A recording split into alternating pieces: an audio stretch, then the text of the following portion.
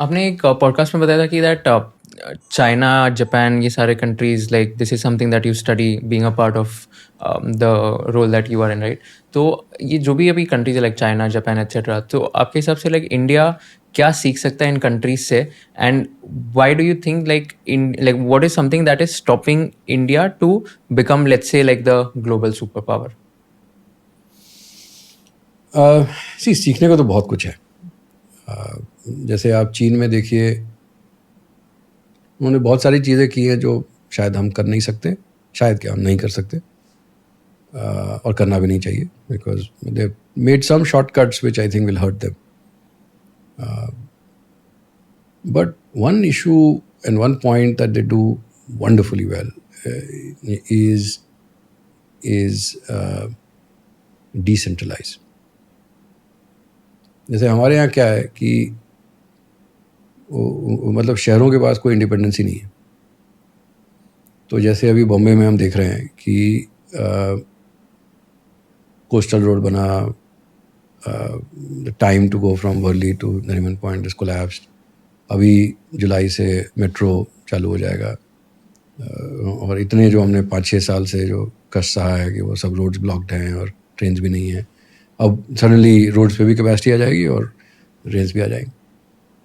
यही चीज़ हमें 500 शहरों में करनी है, बट वो नहीं हो पा रही. चीन ने किया. सो चीन I think has handled decentralization much better than us, and so local governments had almost entrepreneurial zeal कि मुझे अपना प्रोविंस डेवलप करना है. ऑफ कोर्स में करप्शन भी बहुत था, बट कि मुझे अपने प्रोविंस में, so they were what I call policy entrepreneurs, कि वो कंपनी को, ग्लोबल कंपनी को उठा के खींच के लाना है, एक्सपर्टीज़ चाहिए, तो आइए आपको कहाँ फैक्ट्री लगानी है. कुछ चीज़ें हम नहीं कर सकते, करना भी नहीं चाहिए, कि जिस तरह से, जिस ब्रुटैलिटी से उन्होंने ज़मीन खाली कराई या वर्कर्स को ट्रीट किया, यूनियनाइज नहीं करने दिया, ये सब इंडिया में करना गलत होगा और करना, that's not the country we want to grow in. But at the same time I think अगर अर्बन इंफ्रास्ट्रक्चर इम्प्रूव नहीं होता है और शहर हमारे एक्सपैंड नहीं कर पाते हैं, अगर क्वालिटी ऑफ लाइफ यहाँ पे अच्छी नहीं होती है, तो कोई क्यों आएगा शहरों में? और लोग अगर में गाँव में बैठे रहेंगे तो काम कौन करेगा? So I think decentralization and tier 3 governance and the devolution of funds to tier 3 governments is something that the Chinese have done wonderfully well, and I think there is a lot to emulate from that. The second is the desire to develop and own technology. Now, some of it is, I think, just the stage of development. शुरू में हमारे पास उतना risk capital नहीं होता. जैसे लोग कहते हैं कि भाई इंडिया R&D नहीं करता या इंडियन कंपनीज R&D नहीं करती. दोनों ही चीज़ें सही हैं, ऑब्जर्वेशन एकदम सही है. बट आप ये देखिए कि अगर जो PVC पाइप बनाने वाली कंपनीज हैं, no disrespect, but finally it is about कि आपने ग्रैन्यूल खरीदे, उसको मेल्ट किया, वो पाइप में कास्ट किया, ठप्पा लगाया, बेच दिया. अगर उसी में आपके 20% रिटर्न ऑन कैपिटल एम्प्लॉयड हो रहा है, तो आपको रिसर्च करने की ज़रूरत ही नहीं. तो लोग नहीं कर रहे हैं. अब जैसे अगर आपको स्टील प्लांट बना के ही अगर 20% ROCE बन जाता है, तो फिर आप क्यों R&D में? R&D is risky by definition. So at this stage of development most economies have relied on foreign technology. But at the same time, Japan, Korea, China, at this stage of development, they had started to invest heavily in R&D. So China की economy per capita GDP 2007-8 में वहीं थी जहाँ हम लोग अभी हैं. But मुझे याद है, मैं जब ताइवान में था और मैंने जो SMIC, जो चाइना की सबसे बड़ी सेमीकंडक्टर कंपनी है, उसका IPO हुआ था 2003 में. तो I was part of the team that handle that IPO. I was the first person to write a report on SMIC in 2004. So तो वो लोग तब से इन्वेस्ट कर रहे थे. हमने अब जाके इन्वेस्ट करना शुरू किया. उन लोगों ने, जैसे जापान, कोरिया, ताइवान ने अपने मैन पावर पे हेल्थ, एजुकेशन, बहुत ज़बरदस्त तरह से खर्च करना शुरू किया था जब वो लोग स्टिल लोअर मिडिल इनकम थे। तो एक बार आप रिच हो गए, आपके पास पैसे आते हैं, गवर्नमेंट के पास टैक्स आता है, वो करना ऐसा नहीं करना कि वो भी आसान है, बट फिर भी इट इज़ अंडरस्टैंडेबल कि वो लोग कर पाते हैं।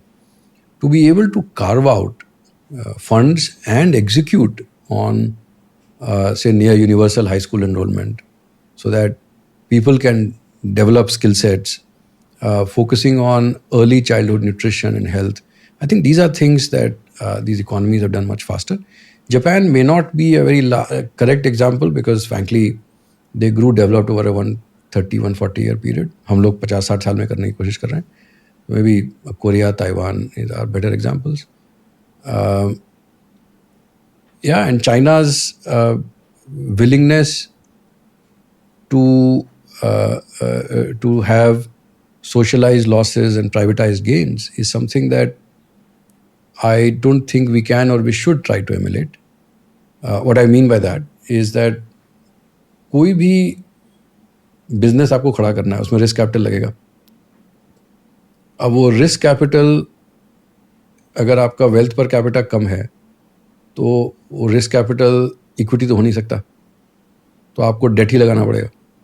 आप समझ रहे हो ना, जैसे मान लीजिए 50 million tonne steel plant steel capacity लगानी है तो आपको $50 बिलियन जाएंगे. 150 गीगावाट का पावर प्लांट लगाना है तो $150 बिलियन जाएंगे. अब इसमें आपके पास 75 बिलियन आपको इक्विटी कैपिटल चाहिए, मतलब 2:1 इक्विटी उसके लिए, पावर के लिए, और 1:1 स्टील के लिए. अब $75 बिलियन कहाँ से आएंगे कैपिटल? तो क्या होता है, चीन में क्या हुआ कि बैंक्स ने सबको लोन दे दिया तो डेट इक्विटी बढ़ गई. कुछ कंपनीज बैंकरप्ट हो गई.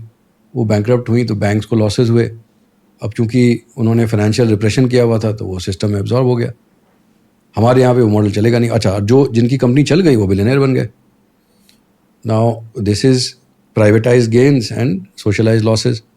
As an economy it work very well for China, but हमारे यहाँ वो चलेगा नहीं, और चलना भी नहीं चाहिए. मतलब there is a certain unfairness about this. But knowing that there is a shortage of risk capital because our wealth per capita is low, but invest करने की need बहुत ज़्यादा है, तो we have to find solutions so that we can sidestep some of these risks. If you learned something new from this video, do share it with your friends and subscribe to this channel so that we can bring you the best content possible. Also, if you want to watch this entire episode, click on the link in the description box and you can go to Kushal Lodha YouTube channel and watch the entire podcast episode. Thank you so much for watching this and have an amazing day.